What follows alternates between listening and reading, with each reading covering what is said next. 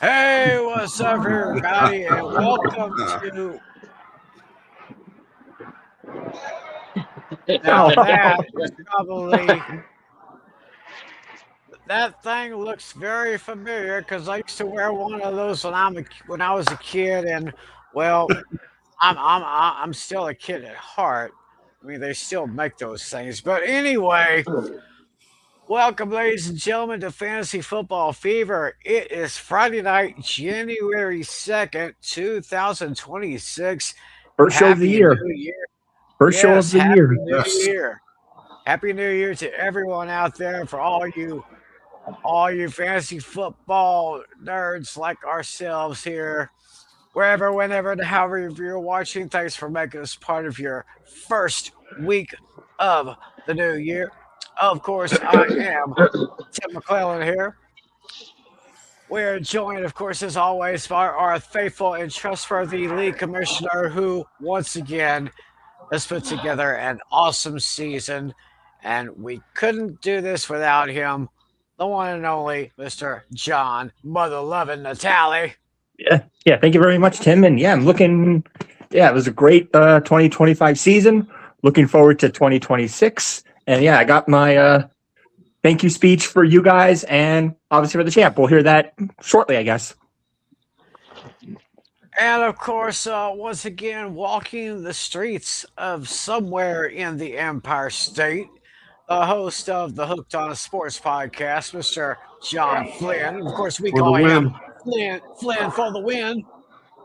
Howdy, howdy, everybody. I mean, it's been a while since I've had to do to do this where I have to walk during the show. It's because it was like been a couple of months, but now I'm walking right now where I'm at. It's 27 degrees, so it's pretty brisk out there. But I have my ski mask on, but I mean I have it off my mouth so I can do the dang show without my voice sounding muffled through through our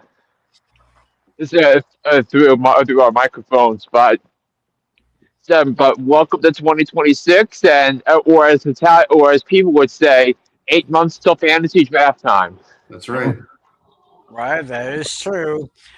And of course, joining us here for a very special reason, which we'll get to in just a few moments, my good buddy and one of my cohorts on the Pain and Game Pick'em show on his channel, A Pizzle 90. It's the man himself, Mr. Alex Putnam. Have football freaks, gridiron geeks, have no fear because Hey, Pizzle is here in the flesh, baby. yeah, he is here, and he is here for very good reason, which we will explain to you just momentarily as soon as I can go ahead and get this up here. Well, for many of us fantasy players, this past week was championship week. So of course we had ours. And let me find that button right here. Yeah, See if is I can that find. in one of the other leagues I'm in? I went back to back. So There Congratulations. you go. yeah, and I survived Bijan Robinson and his 40-point performance on Monday night. Holy cow. Yeah, but the thing is, my opponent started DJ Moore, who only had one catch, and Dallas Goddard. If it wasn't for that fluky touchdown, was a total flop as well. But I wrote Dak and Trey McBride's garbage time fourth quarter production to victory. Well, anyway, let us take a look at the championship matchup from last week. It was our good friend Alex Putnam versus our other Pain and Gang cohort, Mr. Lucas Cantwell, aka LC Muscles. And looking at these numbers here for Alex's side, his big scorer of the week was Bijan Robinson with From? 39 Texas That's right. with a big time 39.9 fantasy points, thanks in part to that 93-yard touchdown run, longest touchdown run in Falcons history. We got Matthew Stafford getting 1376. Javonte Williams got 11.4. Mike Evans with 12.1. Jalen Waddle was a bit of a disappointment, only 7/10 of a point right there. Yeah, he was injured for the most part on Sunday, dealing with some Yeah. rib issues. Kyle Pitts Sr. for Atlanta got 3.6, 11.2 from Travis Etienne. Carson Switzinger with 9 even. And I got to get down here. The Texans got 14 even. And Charlie Smith, the Saints kicker, got 13 points even on that one.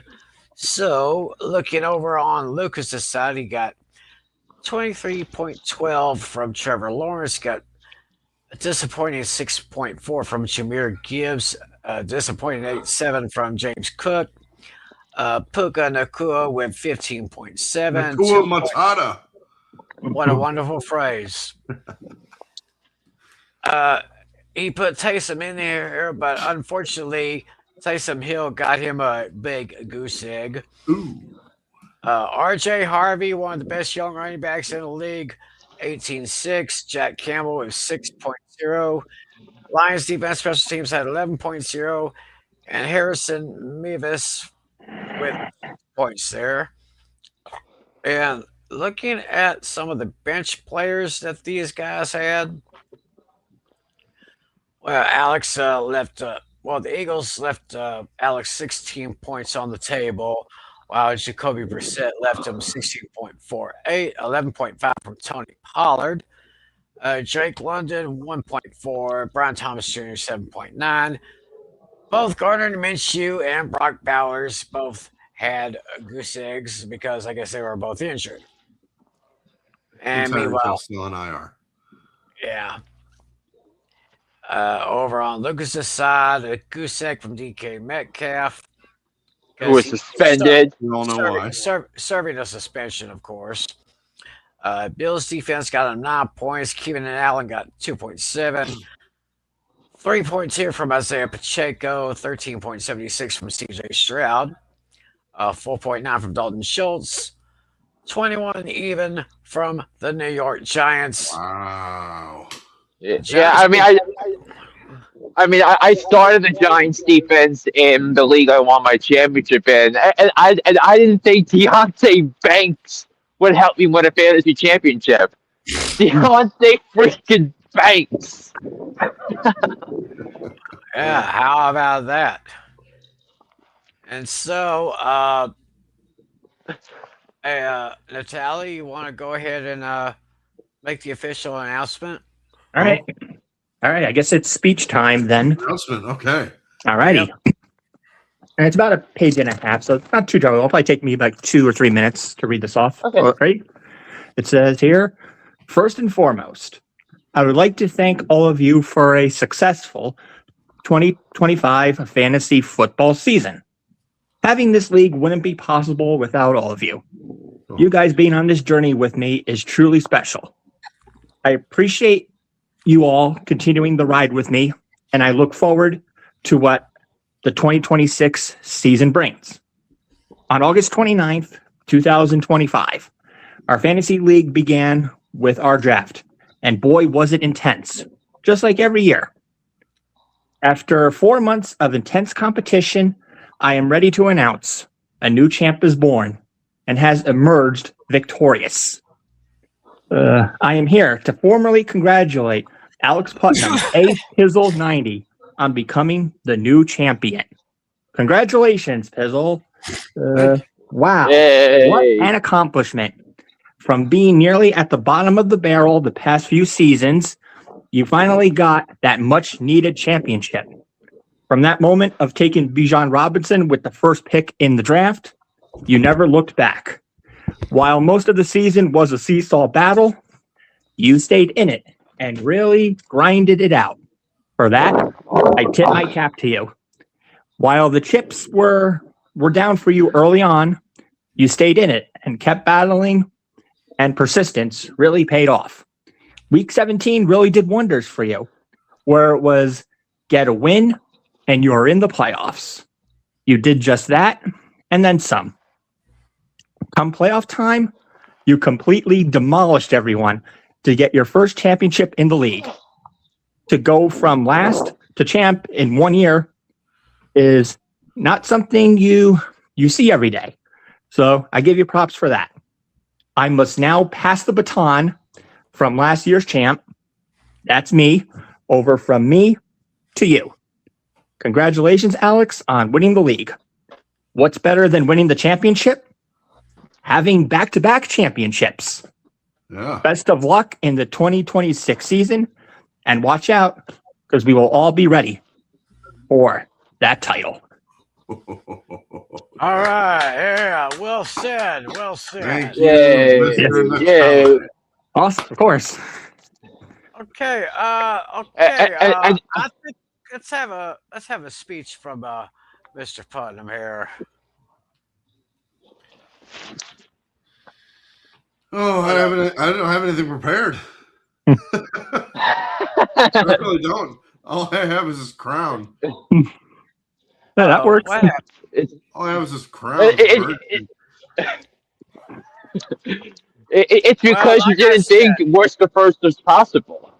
I did not, honestly, did not think that was possible. I mean, look at my record: 7-7. That's dead even. That's funny. Yeah, two out of the 4 seasons, the winner was 7-7. Lucas 2 years ago was 7-7.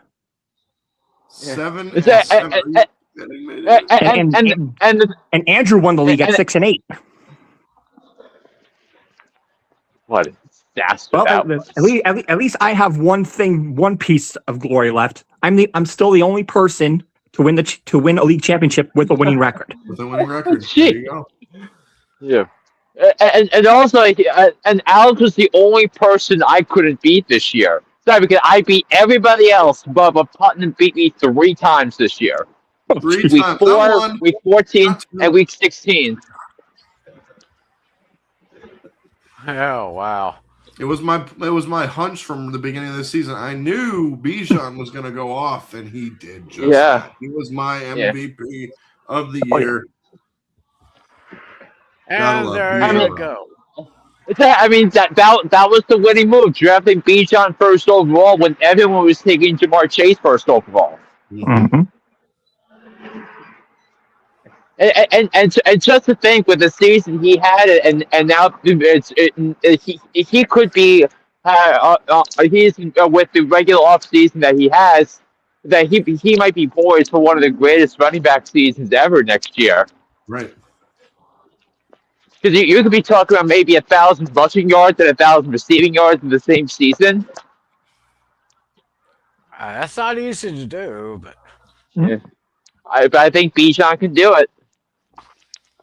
I think so. He's got that little X factor, whatever it is. He's got it. Also, my team name for the second year in a row is Waddle House. Because of Jalen Waddle. My favorite player on my favorite team. Let's go. Yeah, who gave you almost nothing in the championship round? Yeah, because he was hurt for the most part. Yeah, that's he did step up when Tyreek was hurt, so I'll give him that. We'll give him that. But hell of a season. Cannot wait to be on it again. Once again, I will be defending this crown. Well, not this exact crown, but you know what I'm talking about. Yeah. And you and Lucas turned this into a money league job with your bet. So did you? Did you? Me $50. Oh yeah, that's right. So basically all 4 of my leagues were money leagues because the 2 you turned into one at the last minute. That's right. He still owes me $50. Well, there you go. Absolutely awesome. Hell of a season. Oh, yeah. Thank you once again, Natale, for putting it all together. Of course. Including me in this once again. Fantasy Football Fever. Absolutely love it, you guys. Oh, yeah. All right. So why don't I take a look here? If I can press this little button here and check the check this here. See if the screen will come up. Uh, if it will come up. So, yeah. So, yes. And may I say, Alex, you have never looked better. Thank you very much. Well, thank you. All right. Let's get this. I want to get this screen up here. If I can get it up. So basically, it's basically how we all finished this season here. So if we can get it going, here we go. So Alex, of course, finished on top. We had Lucas finishing second. Oh, we had Flynn finishing third. So, By 4/10 of a point 4/10 over Andrew. Yep. So basically, this is basically how it all played out here. White House 128.66 to 98.02. And here's all the results from the other games from this past week. Flynn was able to defeat Andrew by 4/10 of a point. Casey took care of Dino 129.98 to 80.9. I defeated Natale by a score of 145.38 to 110.68. Making you the consolation champion. Yeah, at least a consolation champion. I'm a champion of something, you know. Yep. So, and then Adam took care of David 112.68 to 77.64. So we'll take a look at the final standings. So we know the big three. We know the top three already. Here's how everybody finished this year. Come on, work with me, babe. Okay. There we go. All right, there is final standings. So Alex finished first, Lucas second. So Flynn was 11-3. Yeah, I want 11 wins in 4 straight years, and the 1 seed, and no championships to show for it. Oh, Wow. Then And each of the last 3 years, I got knocked out in the semifinals. I was one and done. Oh my gosh. So we got bottom LC Flynn, then Andrew, Casey, Dino, myself, Natale, Adam, and David. So let's take a look at some of the final stats here. Looking at points 4, that would go to Flynn with 1,985.42. Who allowed the most points? That would have been Adam with 1929.2. Oof. How many roster moves? Let's see. Who had? Wow, Dino with 98. I mean, That's pretty obvious. and I came in second place, not even close. 98? God, jeez. Well, I think technically, I think a lot of it was due to doing adds and drops separately. 17 weeks? What are we doing? Yeah, well, a lot of it was by doing it separate. Because if you do it together, it counts as one. Right. But even if you cut all that in half, it's still a lot. Basically got a whole new roster each week. Yeah. Yep.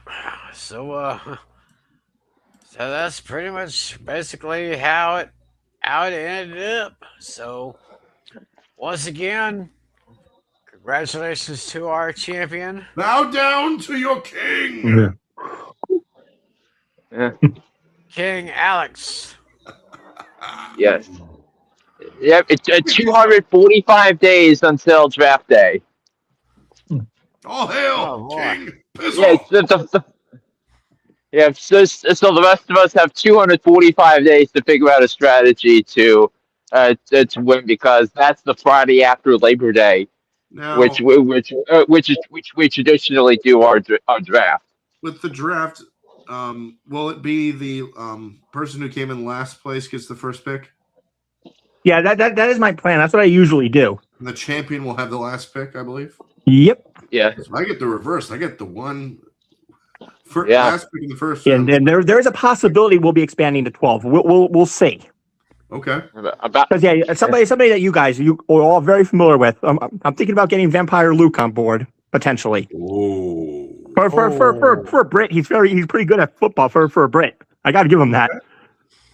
Yeah, a lot of good fans over there across the ocean. So, Yeah, it's just a matter of finding number 12. That's the only thing. I mean, but now the curious thing is, so that the time difference between me and Luke is 5 hours, and it would be 2 in the morning, UK time when we So, draft. he usually stays up a lot because I see him in the chat a lot when Alex does the Pick'em show. He's in the chat pretty often. I mean, it's Tim. Is he in the chat now, Tim? It's because I'm walking and I can't. Right now he is not. I don't think I see him in the chat room right now. Yeah. He doesn't usually hang on our show that much. This is the best fantasy league speech ever. Well, thank you, Wally G. Thank you, appreciate it. Yep. Thank you, sir. Thanks for following us. And the passing the baton speech, I'll highlight that here.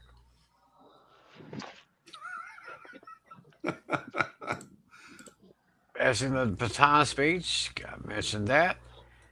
And the acceptance speech, thank you, 1.7 seconds. Thank you. So who has the record for the shortest Oscar speech? Because I think the shortest Oscar speech goes, "Thank you." The shortest Oscar speech. Boogie Nights. Goes up for the award. Thank you. Holds it up there. I can't recall who did. Yeah. So, but that's a question we can figure out in our own time. So yes, yeah, that's a question for another time and another place. But yes, all right. Well, now that has been taken care of, we have a little bit of information that we would like to give to y'all. We are making predictions on how the players would go in fantasy, how we ranked them, and how they ended up. Oh, so there should be some comedic laughter for Putnam. Maybe another hand as to why I failed miserably, why the tally failed miserably, why Tim failed miserably. Well, let's not forget David. Miserably. Let's not forget David St. Dennis. Yeah. Well, he did get Drake May, who finished as the number 2 quarterback in fantasy football this year. Yes, that's true. Yeah. And let me get the let me update the banners here because I can do that, but it would be great for those of you to maximize your screen so you can see everything. Yep. I mean, and the thing that stands out to me, it's the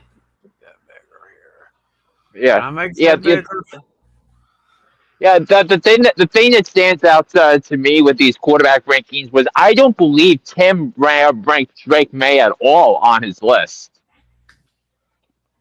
I don't think I did. And he wound up being the number 2 quarterback in fantasy. So, oof. I came nowhere close. I put 18. I put Lamar Jackson at number 1, and he finished 20. What a Ooh, disappointment. 20. Yeah. Part of it was because he was hurt, but really a good chunk of. But even when he did play, so was that he wasn't producing the way he usually does. Yeah, he remember that week 1 game against Buffalo that felt like a generation ago. You guys are pretty high on Kyler Murray.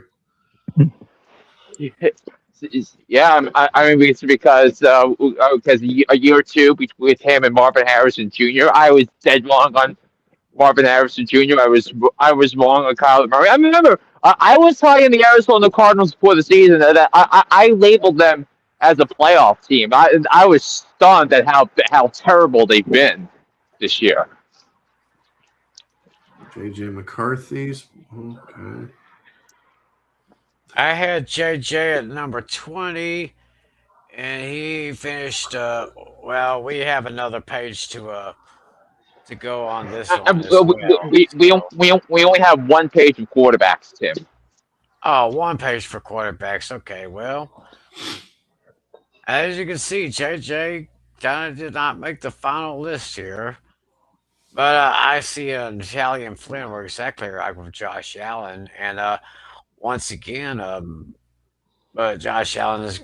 I think Matthew Stafford is down in the driver's seat for MVP, if I'm not mistaken. Yep. Yeah, And I think it might wind up being Drake May, but it's definitely gonna be one of those two. And I can tell you for a fact because I have the full list here. J.J. McCarthy finished number 31. Ooh. ouch. I had Stafford at 21. He finished third. I didn't think the Rams were going to have that very good year. I put Michael Penix at 22, and he's off this list here. So Dak finished better than I expected. Yep. Yeah. Finished at number 5. Yeah, other notable names: Joe Burrow finished 33. Jaden Daniels finished 34th. And then there's Tua turning the ball over. Tua turned the ball over. Let's see, he finished number 25, so he should be on. He should be on the list that I gave. Yeah, So there he is. I see him in the corner there. Pretty Yeah. bad. And at number I mean, 26, I see Joe Fluco finished number 26. Joe Yeah. Flacco. For the I mean, Browns a and lot the Bengals. yeah, and a big part of that was that game he had against the Steelers in Week 7, where he decided to go nuclear. Yeah. And that's pretty much here. Where Then you did guys I? had Daniel Jones. Daniel Jones finished number 15 despite the injury. Yeah. I don't think I even had Daniel Jones. No, I did not. No, I don't think I I mean, did either. Nobody did. I mean, also remember at the time we recorded the quarterback segment, it was 2 week. It was the week before training camp started, and they were in a quarterback competition Right, Anthony Richardson. with Anthony Richardson. So Mhm. just yeah. I mean the thing was we had to predict these rankings like 7 weeks before we drafted. So. That's I true. mean, not only I thought Anthony Richardson was going to wind up being the starter until Shane Steichen's comments in training camp suggested that he was going to point towards Daniel Jones. Uh, so, Huh. shall we move to the running backs? Yeah, Yep. Boom. Well. I had Saquon at number 1, and he finished out of left field. Huh. I had Bijan Robinson at number 2. He finished at number 2.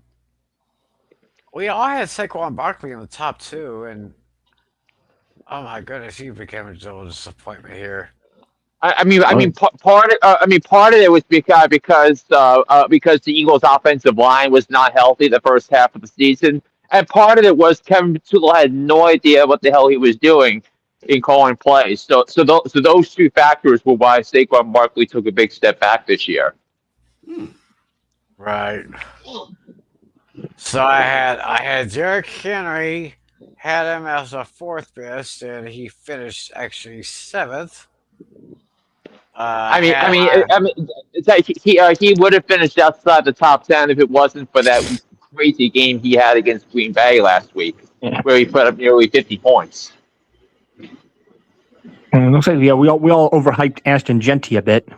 I think we did. Yeah. I mean, the crazy thing was that so that when I was doing mock drafts, and I was doing somewhere towards the back, I was always getting the Ashton Genty Nico Collins combo, and in none of my leagues did I draft Ashton Genty, so part of in the first round. So I'm kind of thankful that. So I mean, part of it was Christian McCaffrey was available in two of my leagues when Right. I drafted. One of them, I had the second pick, so by default, I had Bijan Robinson after Jamar Chase went first overall. Um, yeah, yeah, so I think so that was really the thinking there, and then you had that. Mm-hmm. So we have McCaffrey, Robinson, Jonathan Taylor, Jameer Gibbs, Devon Chan, James Cook, Derrick Henry, Chase Brown, Kyron Williams, and Travis Etienne as the top 10. So Yeah, Ashton, Travis Etienne was kind of the surprising one. Because we had no idea how the Jags were going to handle the running back situation. I mean, remember, Jacksonville had four different running backs so that they had to figure out from Bashal Tootin, who I kind of overhyped a little bit because I thought he was going to wind up being the lead back at some point this season. Didn't turn out to be that way. Who else? Tank Bigsby, who came on and became the RB1 His name is Tank. at the end of the Tank. wow. Tank. I thought it said Tank, but His name is Tank. Yep. And I noticed finishing at number 16, Rico Suave. But I didn't even have him in my top 26. I kind of thought he was going to maybe take a back seat to Chuba Hubbard. Either, and I don't see Chuba on that first list there. Chuba. Travion Henderson. I'm, I'm surprised he finished kind of outside the top 20. I thought he did better than what his rating can put him. I was yeah, like, I think that first outing, his first preseason game where he went off, that's when everything. That's when his fantasy value started to skyrocket, and I knew whoever was going to get Travion Henderson was going to wind up getting an absolute steal at the time he did, and I am disappointed that I did not draft Travion Henderson in any of my leagues. He would have been a big. He would have been a big boom for me, and in two of my leagues where I had Chase Brown and either Bijan or Christian, he would have been a perfect straight chip for me to go and get some roster reinforcements. But speaking, going back to the Jags for 1 second, I have the full list here. So Facial Tootin finished 55th. The Quint Allen Jr. finished 85th. And then DJ Dallas finished 123rd. I noticed that Natale and myself, we both put David Montgomery at number 22. Flynn put him at number 21. He actually finished 26, so a little bit below our expectations, but still kind of the same neighborhood. I guess we can go to the next one. Mm-hmm. Yeah, so it's numbers 27 through 52 at running Yeah. back. So I had it's getting a little bit low. I guess we all had Ramondre Stevenson kind of in the same area, but he finished a little bit better than what we thought. I did not think that was going to happen, though. I didn't think in a season where Travion Henderson was playing at a high level that he was gonna be a top 30 back. I did not see that coming. Yeah. Yeah. So let's see here. We have Woody Marks, Ramondre Stevenson, Tal Anand guy, Kareem Hunt, and William Krosky Merritt. He's a young running back that you would definitely want to keep your eye on for the next couple of years. Ooh, Bucky Irving. Bucky Irving finished 35th. Of course, he was injured for most of the season. There's Cam Scatterboo. If he had not been injured, oh my God, what a great season he could have had. Yeah. I mean, the three Giants running backs finished in the top 52. You had Tyrell Tracy, you had Cam Scatterboo, and even Devin Singletary put up a good amount of points this year. Look at number 52, Isaiah Pacheco. Wow. I think he was hurt or he was suspended or both. I can't remember. Once he was hurt. Yeah. I don't even see. Now, this is only a list from 1 to 52. I don't think I saw Javonte Williams' name on that thing. Javonte Williams, I think, finished at 31. I think 31. Let me go back to that. Yeah. 26th. I'm pretty sure. Number 11. Excuse me. Number 11. Yeah. He finished 11. Yeah, Javonte Williams at 11, improving. Boy, he is a real big part of reviving the running game with the Cowboys, definitely.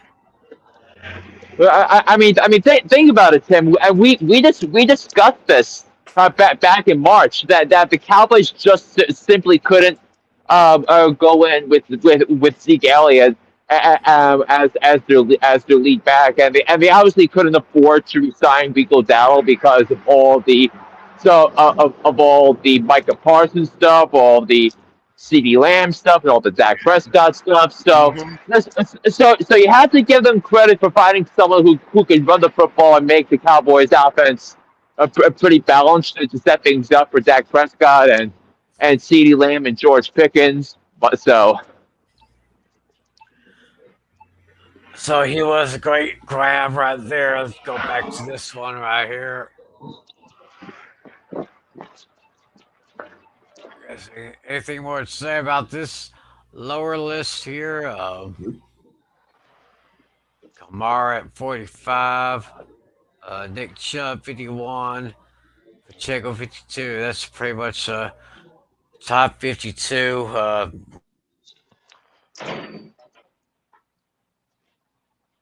Oh. There we go.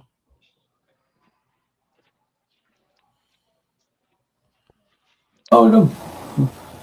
That's what happens again. So now we're taking a look at the wide receivers here. And we all look at all this thought Jamar Chase. He finished number 1, but he actually finished 4th, which is not too shabby. Yeah, if you Justin Jefferson, he ended up finishing. Well, I think he's on the other list here.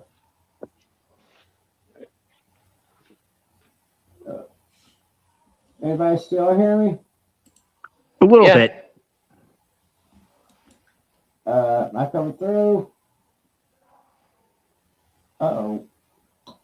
What happened? I thought I unmuted my mic. Hello. Yeah, I hear you. Yeah, we hear you okay. It's just far away. Sounds like you're just a mile away. Okay, I can't hear Natale. Sounds like you're a mile away. Oh boy. Looks like I may have to jump out, but I may have to jump out of here, but I'll be right back. So you guys continue. I'll be right back. Okay. Yeah. So you can keep the the list out, but Tim will change. We'll have to wait for Tim comes back to change it. But some of the receivers we were high on. We were pretty high on Lad McConkey, but he turned out to finish outside the top 26, and he actually finished number 27. Ooh. Yeah. I mean, and AJ Brown had a strong second half. He finished ninth, which I was, I mean, which is kind of a pretty dope accomplishment given everything that transpired with him and Jalen Hurts and Kevin Patullo in the first half of the season. Mm-hmm. Yeah, so we definitely have that to look at. Wanda Robinson finished number 11 because he had 1,000 yard season. Yeah, Malik Neighbors being out that helped him. Yeah, and so then you have that Jalen Waddle as Alex mentioned, he finished number 19 on the list. And then Emeka Buka was in the top six before he got hurt, but he wound up finishing number 20. So there we go. Now we hear you better. Yeah, I couldn't hear you guys, but of course now I can hear you. I'll just take a look at the first list here for the wideouts here. Zay Flowers finished top 15. He was a great guy in the rookie year. Did very well again. Let's see, Tim McClelland, who I think could be a good candidate for offensive rookie of the year. Oh, he will be. I think. And I mean, yeah, he will be because of how underwhelming the list is this year. I mean, if Darden Scadaboo stayed healthy the whole year, one of them would have won it for sure. Yeah, notice I put CD at number 3, and Natale had him at number 4. Flynn had at number 2. Finished at number 17. Of course, he was hurt for about a couple of weeks. So I can understand that. Yeah. And also, both of you had George Pickens outside your top 26, while I was riding the George Pickens wave the whole time, and he wound up finishing number 5. Yeah. So AJ Brown's still top 10 there. So I guess we can go to the next part of this list here. I had George Pickens at 27. Yeah, and he wound up finishing number 5. Yeah. I don't think I mean, at the time, I think it was at the time that we did this. Wasn't this before or after he was traded from Pittsburgh?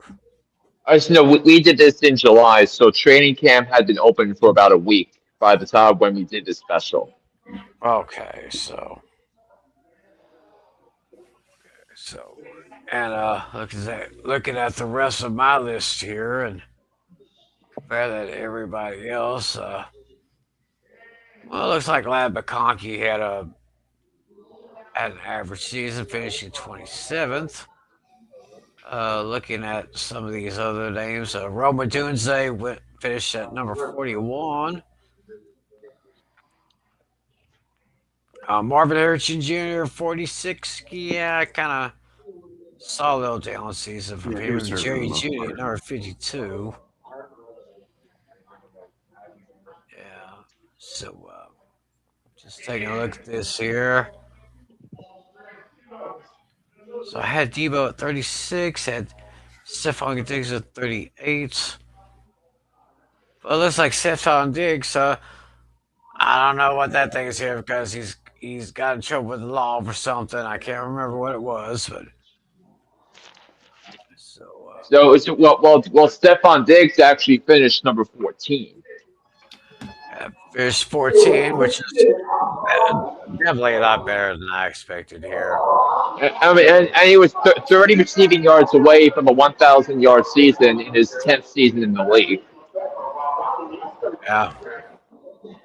So I guess we can move on to the tight ends now. Yeah. So, although one thing I will note that I had Luther Burden on the list, and he wound up having a strong finish to the season. So watch out for Luther Burden. He could take a big step forward next year. He could. I've been hearing his name a couple of times over the last couple of weeks. So Yeah, and I mean, and I talked about him a little bit during the off season. That I didn't like the idea of doing that, drafting Luther Burden in the second round when you already had DJ Moore and Roma Dunze. But Luther Burden adds a different dynamic to the Bears offense, that it feels like a Ben Johnson special. right.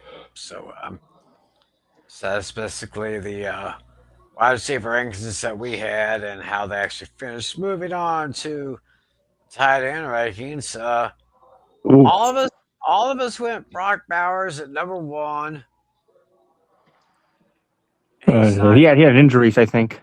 Yeah. Yeah, he actually had the in top 5. Yeah, and if you look at points per game, so he finished number 3 in points per game, but he only played in 12 games because he was hurt. But the thing about the PR in PPR, Trey McBride finished with 302.4 points through 17 weeks. Kyle Pitts, who finished second, finished with 199 points. So believe it or not, Kyle Pitts was actually closer to the 28th ranked tight end in fantasy, which was Evan Ingram. He was closer to him than he was to Trey McBride. He just had a phenomenal season, and Trey McBride. I think part of it was Trey McBride only had 1 touchdown reception last year. This year he had 11. Ooh. 161 targets, say 52 more than the second most by a tight end. 119 receptions, 37 more than the second best. 1,174 receiving yards, 304 more receiving yards than the second best, and then he and Dallas Goedert were tied for the most touchdowns amongst tight ends this year with 11. Mm-hmm. So we all pretty much agreed with our top 5 picks that each of us made before the season. But out of those 5, it looks like only one of them was in the top 5 at the end. So I'm looking at this here. Yeah, Jake Ferguson did a lot more. Jake Ferguson did more than what I thought he was going to do, but good job for him. Hawkinson went 22nd for Hawkinson. Laporta at 24. He was hurt near the end of the season there. Brenton Strange had a good finish with 26. He's a young tight end you'll keep your eye on too. Yeah, I mean, if Brenton Strange didn't get hurt, he would have been ranked a lot higher than that. I was pretty high on him, and I think his return. And his return marked the Jaguars' return to being a more high level offense. And Liam Cohen greatly schemed him up this year. Yeah. So just look at Colston Loveland for the Bears. Finished 14th. Not too shabby for a young guy like him there. Tyler Warren is the name you got to keep your eye on too. Yeah, And John, at one point this year, Tyler Warren was inside the top five. uh, Yeah, but then he had a rough. Then he only had one double digit game after the bye week. yeah. So I guess we can move And, on now. and zero finishes in the top 12 among the weekly finishes among tight ends. Whereas during the first half, whereas before the bye week, he had 8 finishes in the top 5, and he had none after the bye. All right, so yeah, those are our rankings versus the actual results from the tight ends. How about the kickers? Well, we all thought Brandon Aubrey was the top. He actually finished second, which is not too bad. Jason Myers finished at the top. That 6 field goal performance against Indianapolis, I'll put him over the top. In week 15. So the actual list here was Myers, Aubrey, Fairbairn, Jacob the kicker, Cam Little, Will Richard, Chase McLaughlin, Chris Boswell, Andy Boragalis, and Jake Mate. And finishing that 20 is Tyler Loop, Evan McPherson, Eddie Pinheiro, Joey Sly, Harrison Bunker, Cairo Santos, Nick Folk, Riley Patterson, Will Lutz, Chad Ryland rounding out that list here. Yeah, I think Cam Little break the record or something for longest field goal.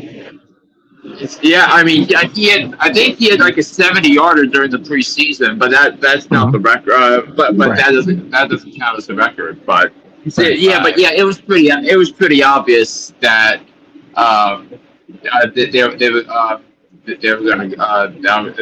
he was going to be relevant in fantasy circles. But again, this also proves why I save my kicker until the last pick, unless. Unless it's Brandon Aubrey. Yeah. Yeah. So that's basically how that went for the kickers. What about the defenses and the special teams? Well, I mean, I completely whiffed on the New York Giants. Although they were my starter week 17. Which happens to be against the hapless, pathetic tanking Raiders.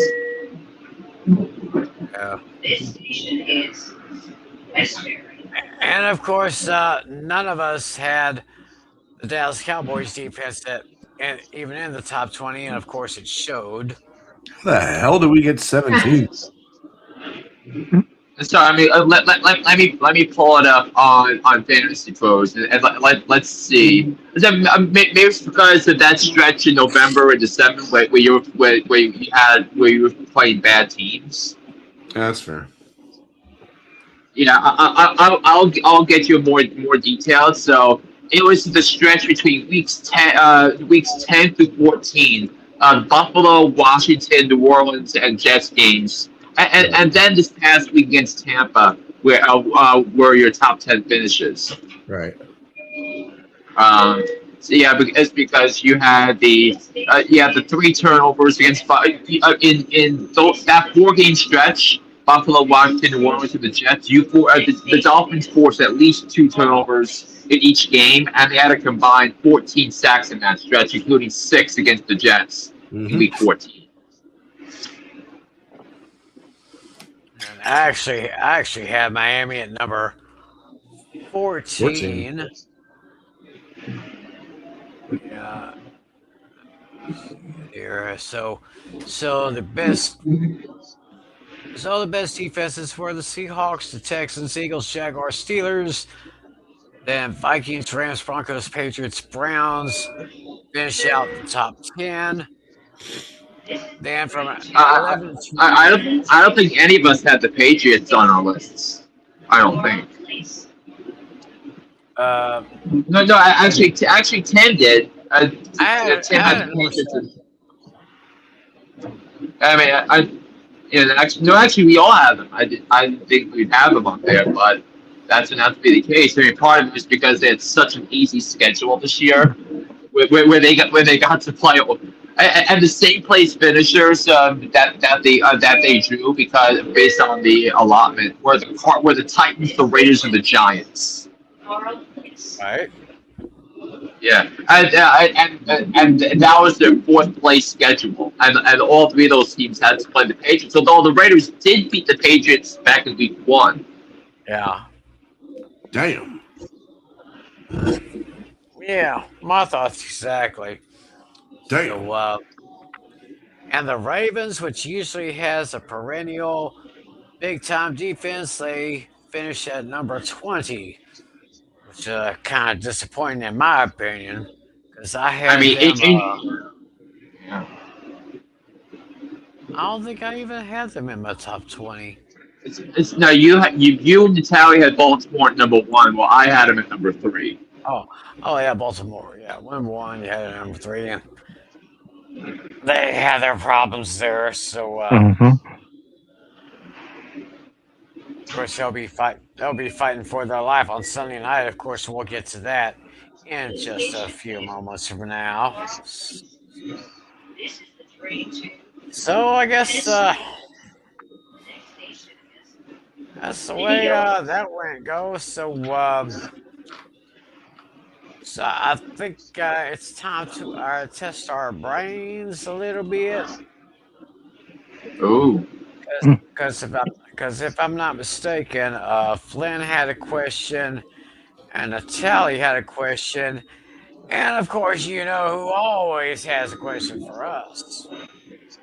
Yeah, she. Yep, our buddy Dashy, our favorite Bengals fan. So let me scroll back up here and show his question. All right, the question is: Cody Ford made NFL history by becoming the heaviest player to catch a pass for 20 or more yards. So, who is the second heaviest player to catch a pass for 20 or more yards in the NFL? What the hell is that? My goodness. That's an interesting question. Yeah. Right off the bat, I was thinking of Donald Penn, but that's not it. I was thinking William the Refrigerator Perry. Yeah, I was actually thinking the same thing. After all, he did run for a touchdown in the Super Bowl. Right. Yeah, so I guess that's still something to think about. So we'll call on Dashy when we're ready for the answer here. So So who's next? I'll go next. Yes. So my list is my questions is based upon players who most frequently appeared on fantasy championship rosters or rosters that won fantasy championships. Which player appeared the most common on a championship team in fantasy this year? First this year, though. Okay. Yep. Yep. All right, and now the tally. All right, yeah. Yeah, I was initially going to do something involving the Jets. You guys know how the Jets could make history by having be the first team in NFL history with 0 interceptions. But yeah, I didn't go that route because I thought the question would be too easy. I was going to say who's going to be next up on the list as far as next lowest, but I thought that was too easy because the Patriots did it. Patriots did it recently. They only had 2 interceptions in a whole season once. Alex probably remembers that as a Dolphins fan because it was a 2018 season, I believe. The Patriots only had 2 interceptions that whole year. Yep. Yeah, but yeah, nobody had 1. I was curious about that, but my question does involve interceptions to some degree. So this is going to be which quarterback. Well, there's actually a tie for 2 quarterbacks here. There are 2 quarterbacks on the list that have the lowest career interception percentage of all time. This is based on per 100 passing attempts, but a minimum of 1,500 yards passing. So which one of the two quarterbacks has the lowest percentage, 1.4% interception rate per 100 passes? Oh. I feel like I know one of them, but I'm trying to figure out the other.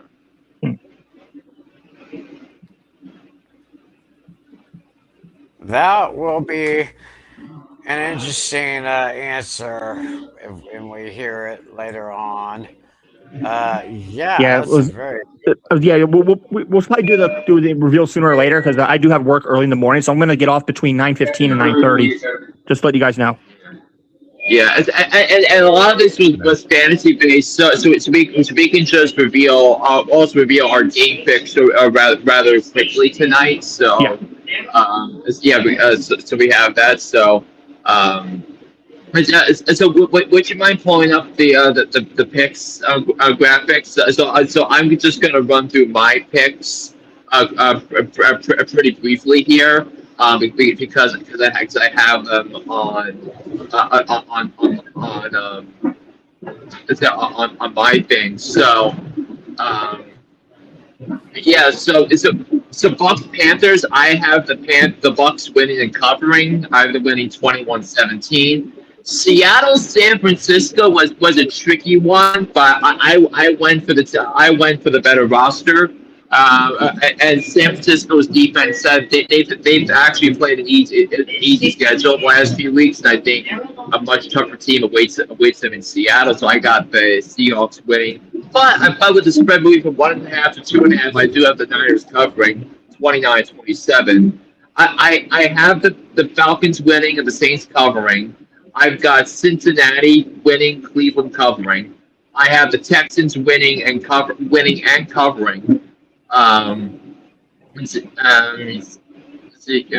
With that, I have Jacksonville winning, Tennessee covering.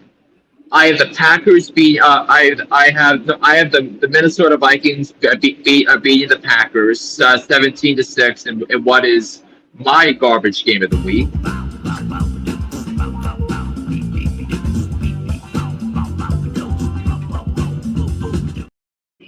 Yeah, I have the Cowboys winning, the Giants covering 31-28. I think it's gonna be a fun game.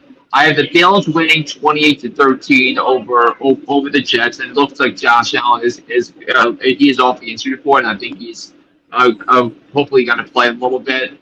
I have the Bears blasting the Lions 35-19 in my lock of the week. I have Denver winning, but for some reason, I think the Chargers are going to try to make this interesting. I know Herbert's not playing, but I think it's going to be a closer game than people think. So I have Denver winning 29-19. I have the Chiefs beating the Raiders 16-9. I have the Cardinals winning the cover. The LA Rams winning and covering. I have the Patriots winning and the Dolphins covering. I have the Eagles winning and covering, and I have Baltimore winning by Pittsburgh covering. okay. Ooh. So on Natale, why don't you go this year of Hicks, if you would? All right. That's for my first pick. I'm going to do something a little creative here. It's been years since I played this, so I got a special song for my first winner here. I'll play it very briefly.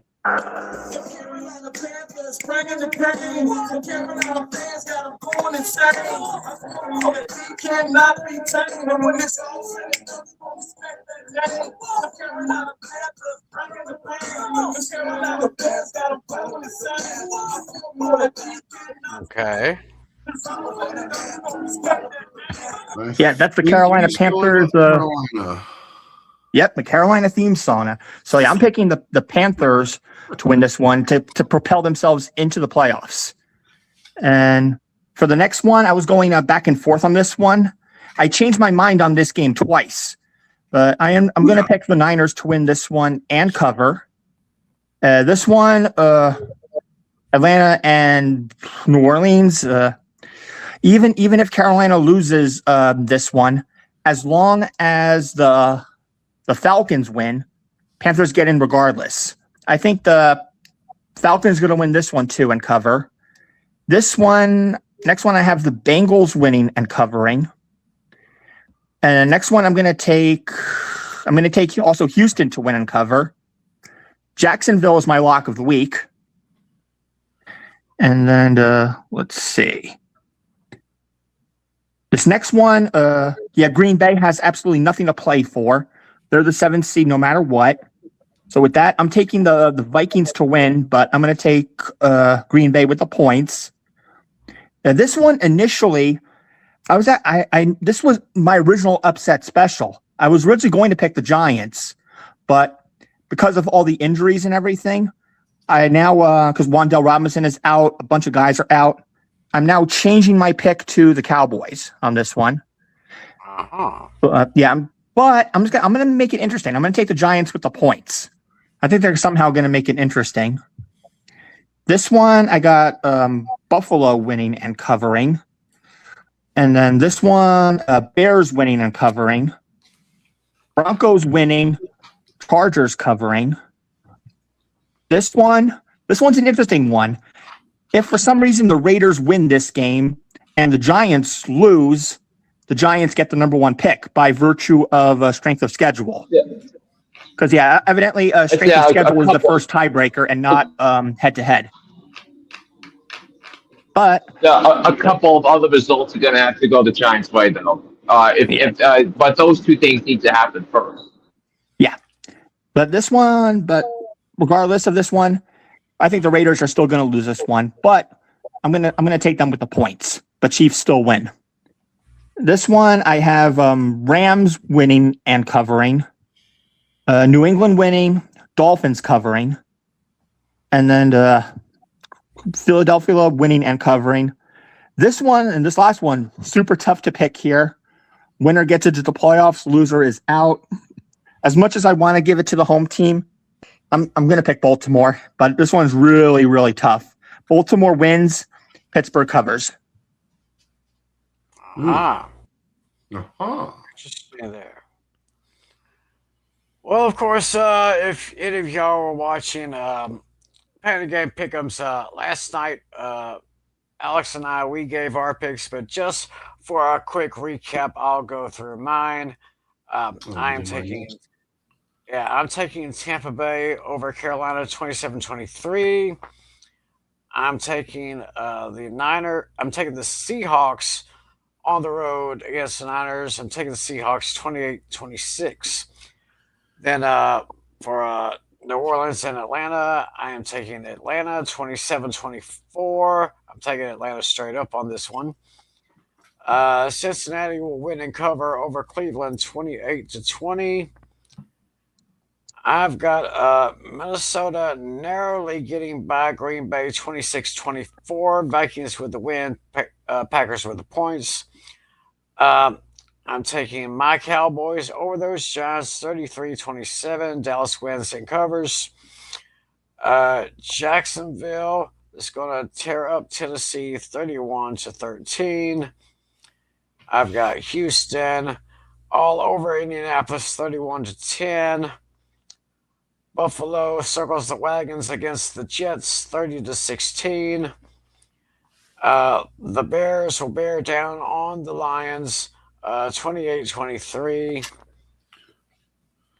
Then I got Denver winning 31-20. Denver winning, but the Chargers cover.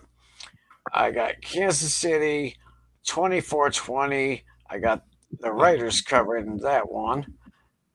Then I got the Rams over Arizona 30-20.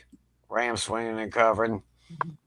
30-24. New England wins. Miami covers. Then I got those Chickens against those Commanders 27-20. Eagles win and cover. And this is my upset special.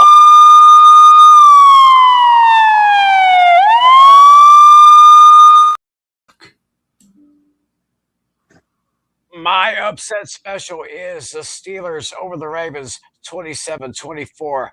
Steelers move on. The Ratbirds go home. Well, there you go. Yeah, there you go. I can run through my picks real quick. Sure. Yeah, go ahead. Okay, I had the Buccaneers winning the NFC South from the Carolina Panthers. I have the 49ers winning the NFC West, or winning the number 1 overall seed from the Seattle Seahawks. I have the Saints beating the Falcons. I have the Bengals over the Browns. I have the Texans over the Colts. I have the Jaguars as my lock of the week over the Tennessee Titans. I have the Minnesota Vikings beating the Green Bay Mother-Loving Packers. I have the Cowboys beating the Giants. I have the Bills beating the Jets because nobody circles the wagon like the Buffalo Bills. Buffalo Bills, right? Got the Bears beating the Lions. I got the Denver Broncos beating the Los Angeles Chargers. In my upset special, I had the Raiders over the Chiefs. Hold on. There you go. Because this would be the most Raider thing to do to screw themselves over and getting the number 1 overall pick. I have the Rams beating the Cardinals.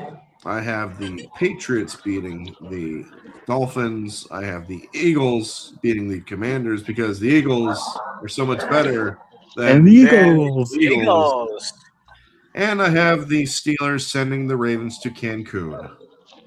Ooh, and another upset special.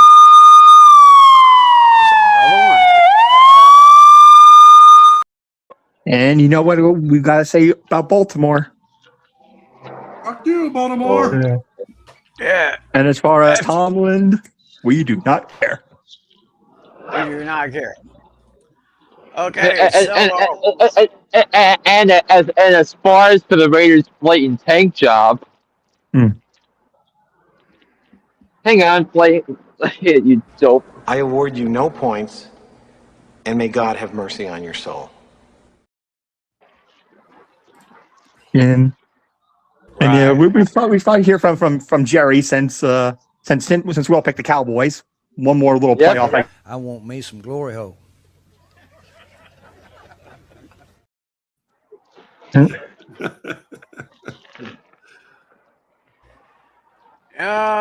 Sometimes you gotta love that Jerry. Like him or hate him, you just gotta love him, I guess. Yeah. Yeah, you just gotta love him. Mm-hmm. Actually, I think it's one of my favorite ones of all the ones I've seen Jerry do. The one I put together, especially for this year, when he made the statement on the first press conference of training camp. Yeah, and put this together. What? Because I've danced with the devil, the financial devil, and lived to tell about it. Oh yeah. Okay, so it's time to answer our trivia questions. So Dashy asked the question, what was it? Who was the second heaviest player to catch a touchdown of at least 20 yards or more? Yeah, I mean Putnam and I both came out with William Perry because that was the only one we could come up with. It's actually Jake Fisher, for what I'm seeing here in the chat. Jake Fisher. Jake Fisher, who was 305 to 306 pounds when he had a 31-yard catch against the San Diego Chargers. So who? I think the question was. I think the question was asking who had the wasn't the question like who had the heaviest player score a touchdown of 20 yards or more? Was that the question? No, that was it. Second heaviest player to catch a pass of 20 plus yards. Yeah, second heaviest. And I know somebody said Perry. Yep. That was my guess. Okay, well, That was Flynn and my guess. Was William the Refrigerator Perry. Yeah. well, whoever said Perry.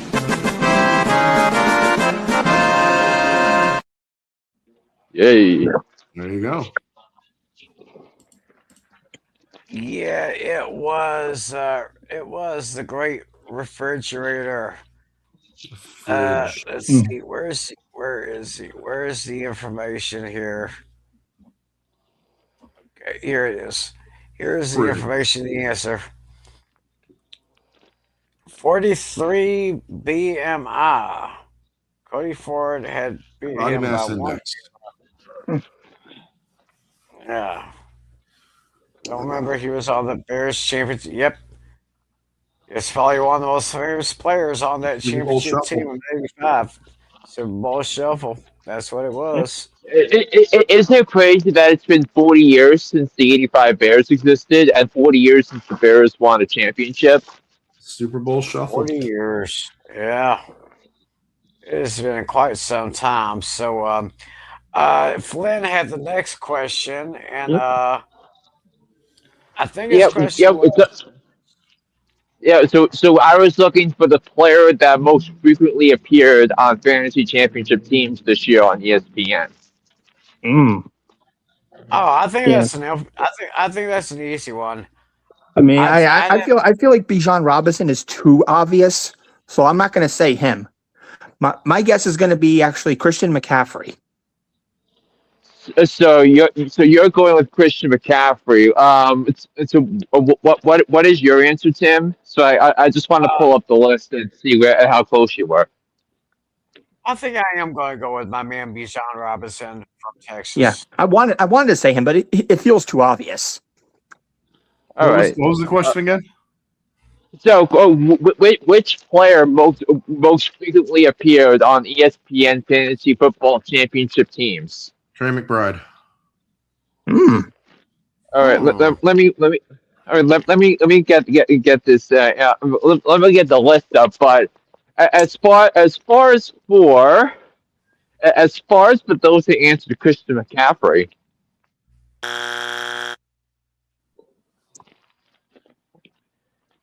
And as far as people who answered Trey McBride,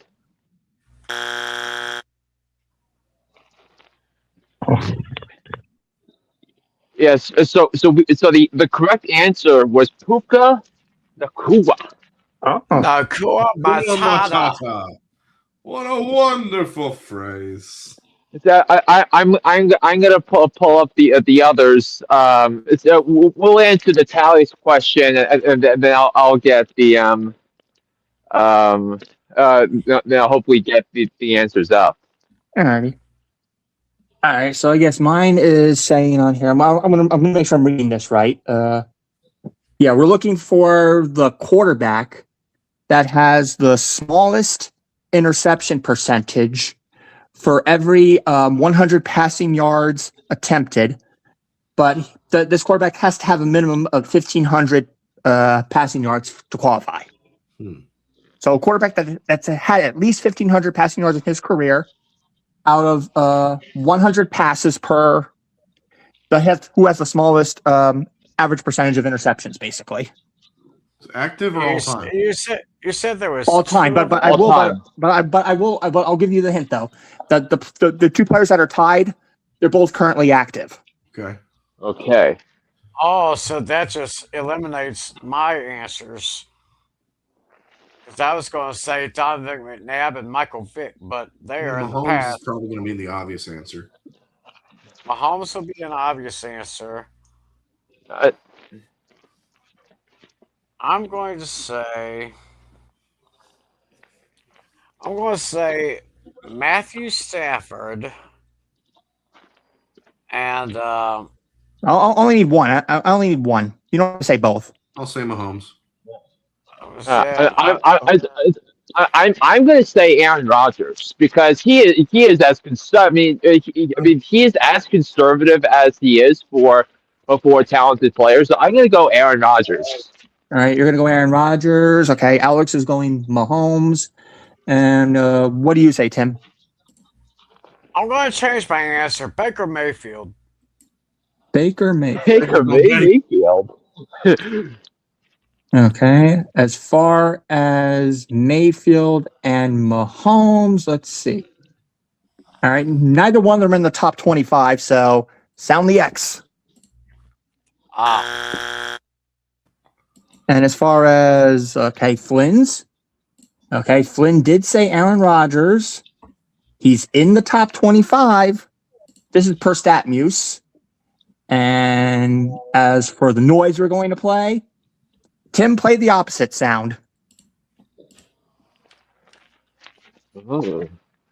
Oh, the winner song? Yeah. Aaron Rodgers is one of two players that has 1.4%. All right, Flynn, you want to take a shot and try to guess the other person? Okay, so I think we're gonna have to go to the rest now. Yeah, this is an active player, so let's see if you can go 2 for 2. Oops! Mahomes was number 8. I goofed. So Alex was pretty close. Mahomes was number 8. Okay. Mahomes was 1.8%. Okay, so I'm gonna have to. I said I'm just gonna try and go through, and Jackson Dart, because he has 1,500 yards passing, I believe. Nope, Dart is not on the list. The other person was Jacoby Brissett. Jacoby Brissett.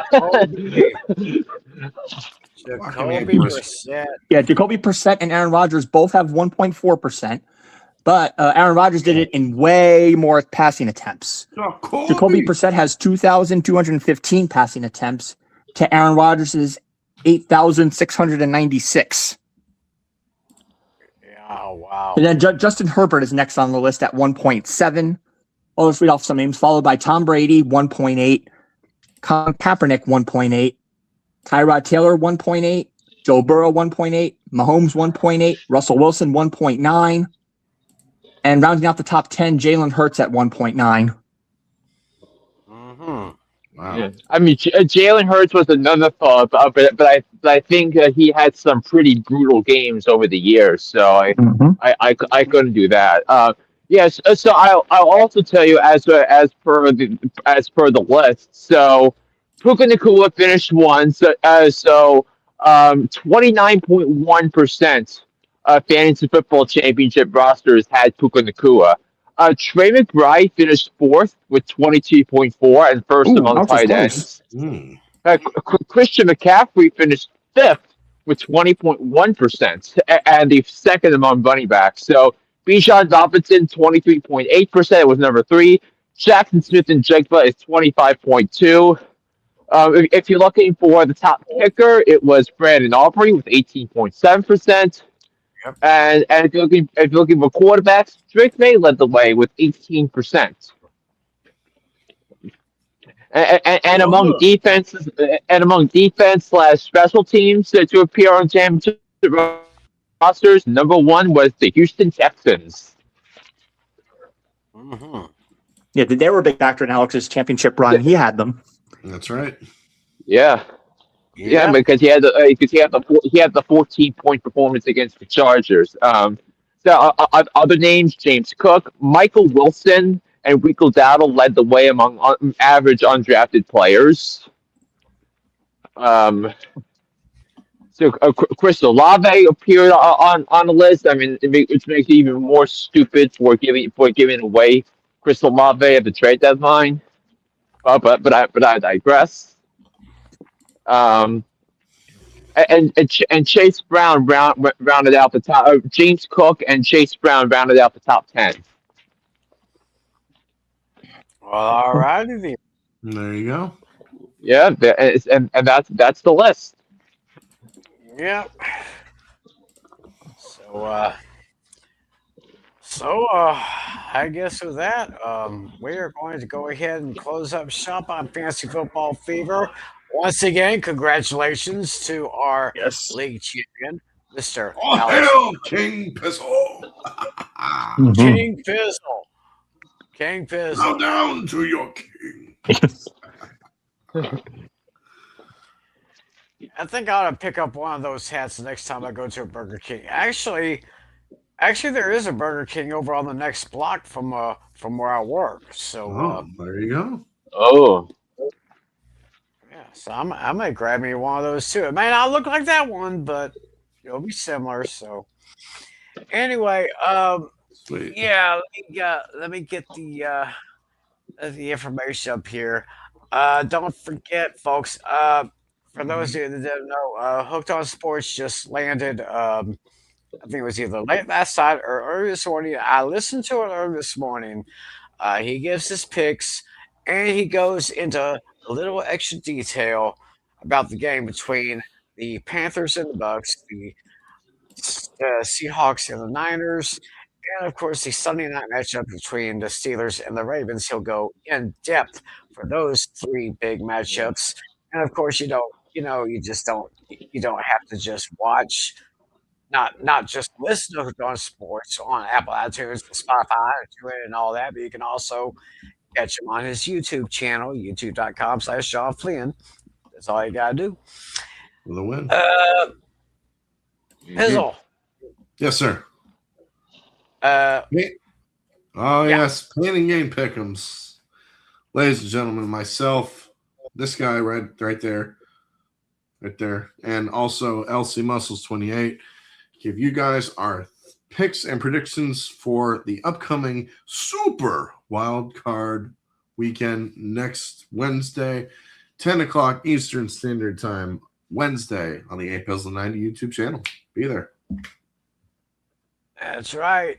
And of course, next week we'll kind of recap Week 18, and we'll give our NFL wildcard preview for next week. So yeah, we're getting closer and closer to that time of year again, getting closer to the playoffs. Playoffs? Don't talk about it. Playoffs? You kidding me? Playoffs? Yeah, playoffs.